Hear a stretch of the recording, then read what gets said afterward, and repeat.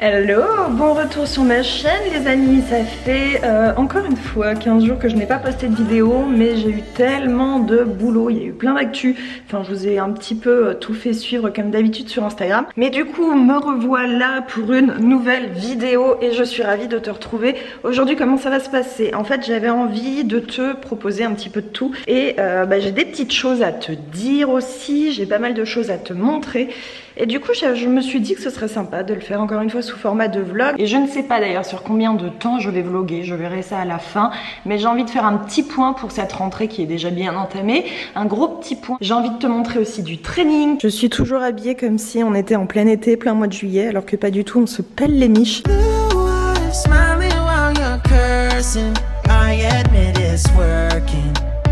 J'ai le bout là que vous voyez qui m'a fait une crise d'ostéopatite aiguë. Le pot, j'étais au bout de ma vie ce matin. Je sais pas comment il s'est débrouillé, mais il s'est fait hyper mal à la hanche. Donc on a filé au veto, elle lui a donné de la morphine, ça va beaucoup mieux, mais c'est pas réglé. Au moins il remarche, même s'il marche avec gêne, il remarche.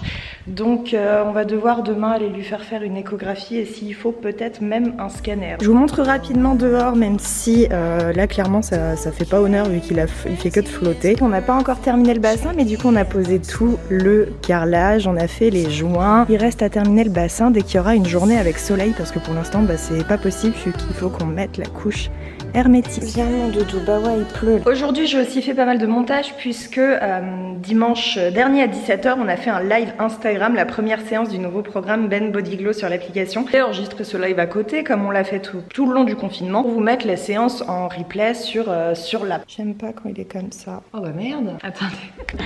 En fait j'ai tutoré mon Monstera, mais je suis en train de voir qu'il commence à pencher sérieusement vers la gauche. En fait il pousse tellement à une vitesse folle et il commence à atteindre le plafond. El gringo, qu'est-ce qui t'arrive? Alors que je trouve une autre solution. Faut que je le rempote avec un tuteur coco ou un truc du style. Bah là ça y est, il retouche le plafond, c'est plus possible. Ouais, j'entends papa, j'entends papa qui revient du coiffeur. Ça change. Ah punaise.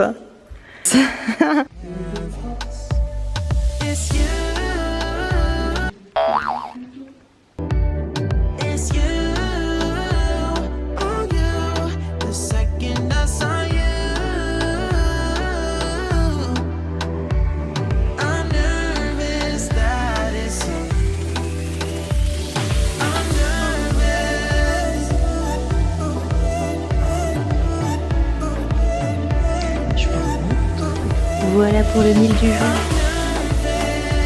J'ai froid, on recommence à avoir froid, c'est l'horreur. Je voulais vous montrer un truc en fait parce que ça peut vous intéresser.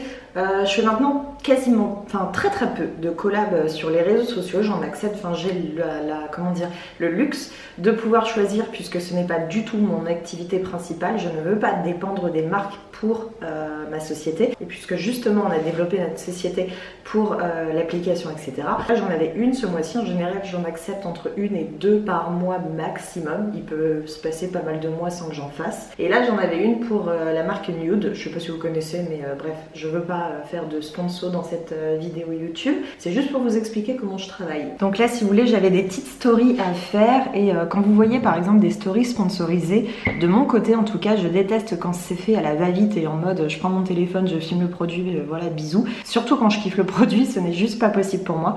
Donc moi je filme toujours toutes mes stories à l'appareil photo et je fais vraiment, j'adore vous faire des beaux montages visuels pour que ce soit canon. Je sais pas si vous verrez grand chose. Donc là par exemple j'ai fait des petites intégrations, j'ai fait des petits, pas mal de petits bidules, je sais pas si, j'ai l'impression que c'était trop foncé, trop clair, je sais pas.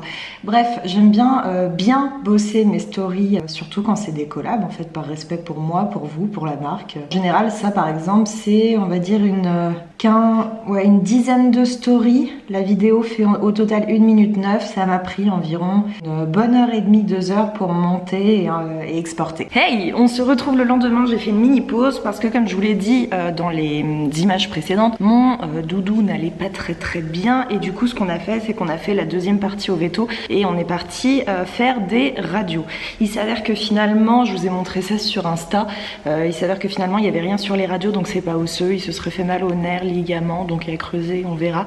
Aujourd'hui ça va mieux vu qu'il est sous morphine et tout. Là je vais partir me faire ma séance parce que j'ai bien envie de vous montrer une de mes séances du moment du nouveau programme Ben Body Glow. Avec Rudy, on comptait se réinscrire dans la nouvelle salle juste avant qu'ils nous disent non, tout ferme. Ça nous retarde dans le projet, mais comme ces dernières semaines, ces derniers mois, de toute façon, je m'entraînais à la maison. Ma foi, on va rester sur cette optique. Je vous montre un petit peu comment ça se passe. Donc là, on est sur la semaine 1. J'ai fait les 2 premières séances plus le live de dimanche. Et là, du coup, je suis au jour 4, qui est la séance Sweet and Glow, qui est, encore une fois, comme toutes les séances à peu près du programme, sous forme de full body à l'élastique. Donc c'est parti. Du coup, je commence, j'espère qu'au niveau du micro, ça ira. Je commence avec l'échauffement et comme d'habitude pour les séances typées renfo, ce que je fais à chaque fois, c'est une série en léger au début de mes séries de chaque exercice. Mais avant toute chose, j'échauffe toujours mes articulations.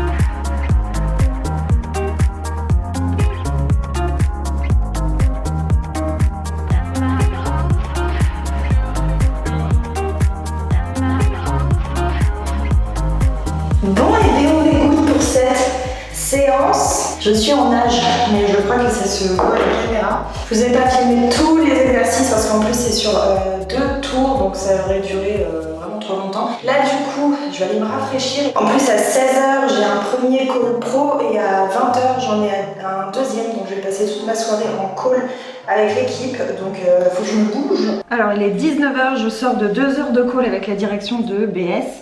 Et là, il faut absolument que je termine mon post Instagram. Je vous ai fait un post Insta sur mes booster tips, dans le sens où je voulais vous donner mes petits conseils de motivation, même si vous savez, vous connaissez mon rapport à ce terme, au concept même. Mais comme je vous fais tout le temps plein de petites fiches comme ceci, je sais pas si vous verrez à l'endroit. En gros, je vous ai fait plein de petits conseils devant ma photo. Je te remettrai mon Instagram juste ici si tu as envie d'aller voir. Et là, je dois repartir en call avec Léa, qui est la monteuse et motion designer de BS. Donc, je vais l'informer du début du call et c'est reparti. Coucou! T'as le micro coupé? Ça va? Oui. Toi aussi tu te les pèles, je vois que t'as un manteau ou alors un pull sur toi, mais j'ai trop froid. J'avais revu un petit peu le Trello, je crois que c'était la semaine dernière ou avant que je te parle des gifs. Ouais, t'as des séances qui s'appellent Sweet and Glow, Mindful Body, Tone and Shred. Je pense que ça peut être motivant pour les gens d'avoir genre le petit gif peut-être par nom de séance. Tac. Les motions, je voulais qu'on en reparle un petit peu parce que je sais plus ce que je t'avais dit à l'époque et ce que tu avais pu noter. Mais du coup, oui, avec Rémi, on avait eu l'idée de représenter en fait tout simplement l'application et notamment toutes les fonctionnalités qu'elle a.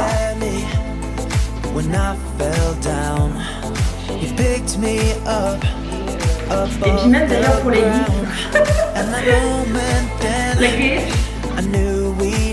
Alors pour ce soir les amis, nous avons de l'aubergine, on a des petits émincés de poulet, il y a du champignon, du pesto et encore du fromage frais au boursin et je crois que c'est tout. La lumière, le réglage, Inception. Pour le son j'ai un micro mais si vous entendez des petites gouttelettes, il pleut, il flotte et là il y a un Velux. Donc je ne peux pas aller contre mère nature pour tourner une vidéo YouTube, hein, elle va m'envoyer chier. On se retrouve en fait le lendemain parce que hier soir j'ai terminé très tard mon deuxième call que vous avez dû voir dans les images précédentes et après en fait il faisait nuit pour tourner, c'était pas possible. Et le sujet dont on va parler aujourd'hui c'est un sujet que je n'ai absolument jamais évoqué sur ma chaîne donc ça va être hyper intéressant. Calcul rénal, bactéries du côlon, porosité de l'intestin, dommages cérébraux, léthargie, lupus, hypothyroïdisme, accélération de la coagulation, névrose du foie. Des mots très sympathiques, on est à fond dans l'optimisme là, à fond dans la joie. Je me tâte quand même à changer de micro et à en mettre un là, ça me fait chier mais j'ai peur qu'avec la pluie vous ayez un son de merde. Allez c'est parti, les antinutriments, c'est une question qui m'est très souvent revenue sur mes réseaux sociaux. Je voyais mal en fait en faire une vidéo YouTube entière sur le sujet, donc j'ai préféré ça inclure ce sujet comme je le faisais à l'époque d'ailleurs pour ceux qui me suivent depuis longtemps sur YouTube, dans un petit vlog pour vous montrer aussi d'autres choses et que ça vous fasse une vidéo beaucoup plus complète. Qu'est-ce que les antinutriments? On va commencer par là si tu débarques et que tu n'as jamais entendu ce terme Kesako. Donc c'est les plantes que tu peux consommer qui ont en fait développé des mécanismes de survie ou en tout cas de protection. C'est donc des petites substances que tu vas avoir dans les plantes qui vont soit empêcher les prédateurs de les consommer, soit les affaiblir ou dissuader. C'est donc vraiment un mécanisme de défense pour les plantes que tu peux consommer. Où est-ce que tu vas les trouver? Globalement dans les céréales, les légumes, les fruits à coque, les feuilles, les racines, les fleurs des plantes, mais aussi les œufs. Ça d'ailleurs j'ai trouvé ça, je ne savais pas, j'ai trouvé ça étonnant. Et ça les protège aussi, ça j'ai trouvé ça curieux, contre le processus de digestion s'ils sont ingérés. Ça permet aussi d'éviter la germination précoce des graines. Pourquoi du coup les antinutriments sont une problématique possible dans ton alimentation? Et alors je vais dire principalement, mais non c'est pas vraiment ça, mais pour quelqu'un par exemple qui va se nourrir principalement de végétaux, on va penser peut-être aux véganes, ça peut être intéressant effectivement d'y faire attention, ou même dans une autre alimentation mais qui va être basée principalement sur les végétaux. Ces antinutriments vont au mieux ne rien t'apporter, au pire bloquer l'assimilation d'autres nutriments, voire même être toxique. Attention quand j'utilise le terme de toxique, c'est pas forcément pour tout le monde. Vous savez que l'alimentation, en fonction de certains processus, certains de comment votre corps est fait, quelque chose peut être très problématique pour ton voisin alors que pour toi il ne l'est pas du tout. Donc tu l'as entendu avec les petites choses que j'ai pu te citer précédemment, on va y revenir après. Le souci principal c'est que effectivement à long terme tu peux observer un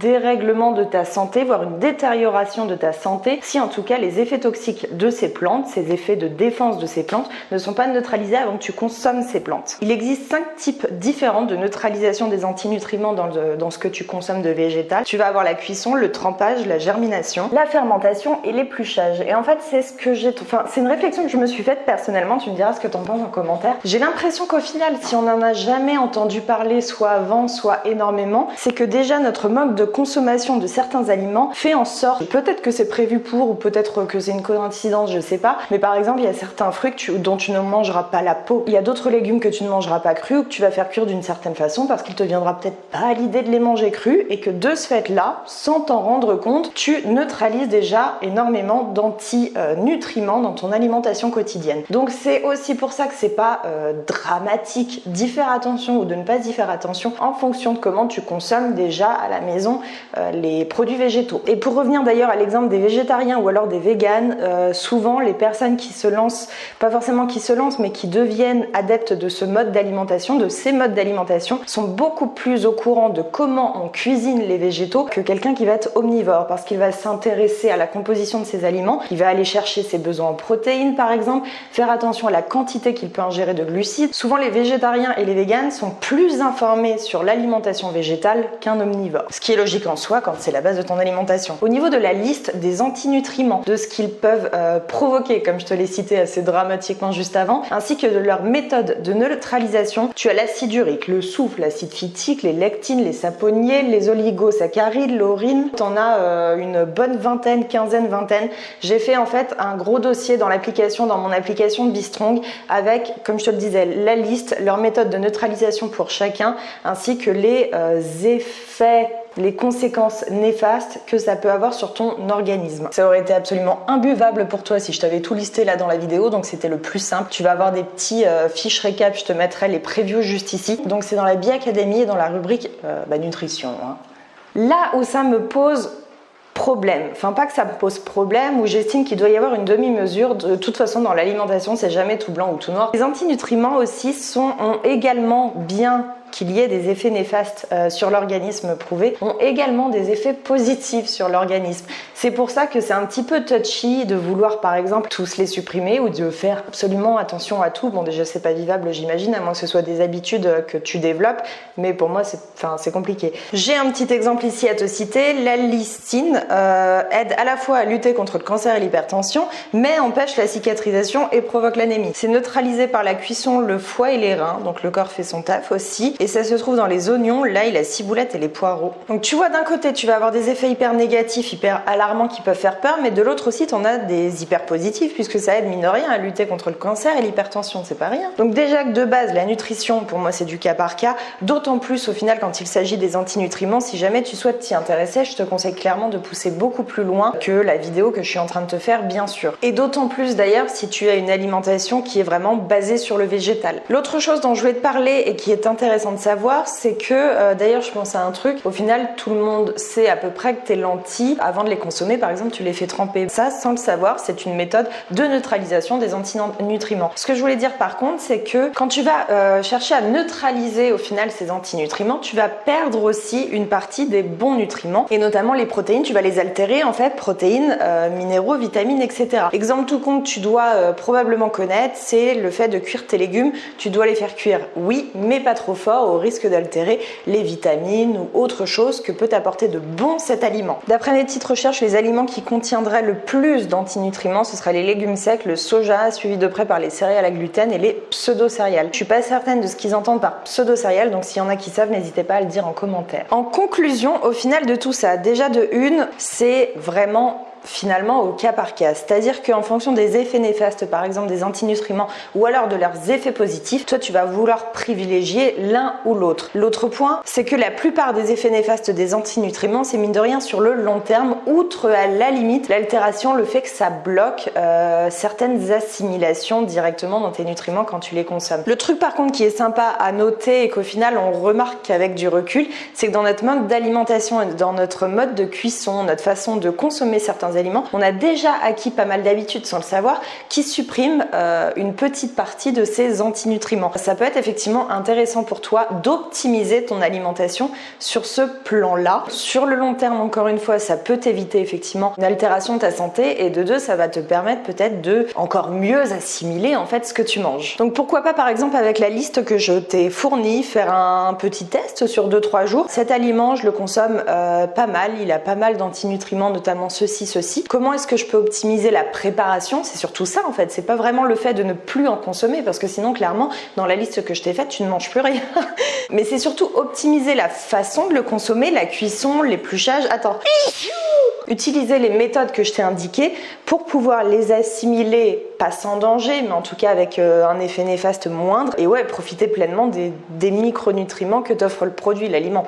Donc je le redis, hein, l'idée n'est pas de supprimer quoi que ce soit, mais juste d'améliorer ta façon de consommer l'aliment en question, soit effectivement de le faire tremper, soit de l'éplucher, soit de... Voilà. Voilà pour cette vidéo YouTube, les doudous, j'espère qu'elle t'aura plu. Si c'est le cas, n'oublie pas de m'encourager avec ton petit pouce, de t'abonner à la chaîne. Je te fais des gros bisous et je te dis à dimanche prochain.